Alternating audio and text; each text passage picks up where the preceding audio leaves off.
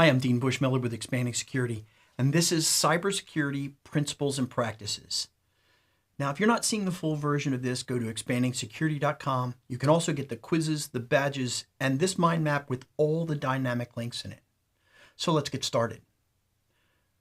Normally, in cybersecurity principles, let's talk about what we're doing here. Okay, so this is what we do as a regular basis. How do we organize what we do into principles that are going to work well for us?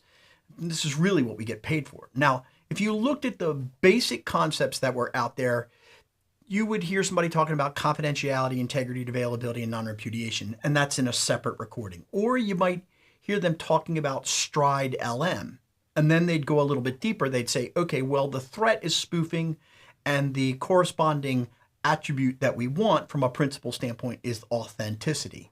Tampering is a cybersecurity principle on the attack side of things. Integrity is the defense side of it. Repudiation versus non-repudiation, I'd say no take backsies or something like that, right? Information disclosure, that's an attribute that we don't want to do, so we apply confidentiality as a concept. Denial of service, well, we don't want that, so we apply high availability or redundancy in those cases. Elevation of privileges, well, what we'll do is we'll set in authorization in place to go ahead and limit or do least privilege there. And then lateral movement, what we want to do for that is we want to do containment. So those are the basic principles of like stride LM. Now we overlay on top of that something like the best practices mapped to the 7 concepts. Now the 7 concepts, again, they're covered in a different video. That's where we talk about security as the policy. Security policy is the foundation of everything. Everything that we do is risk-based. Unique identities for accountability. In other words, one user, one login, but that's kind of gotten messed up now. We said, well, we don't have any service accounts now, but that got kind of messed up with the non-human entities or application programming interfaces and software as a service. How do we put in place ease of use? Remember, if the end users aren't going to do this thing, or if they're going to put passwords on the bottom of their keyboard or something like that, we're going to put great controls in place and we're going to do great best practices as far as the technology is concerned, but they're going to short circuit that. How do we increase resiliency? That's usually around business continuity planning. How do we reduce vulnerabilities like a vulnerability management program, and also from the design level? And then design with the cloud in mind, but really what that means today is do zero trust.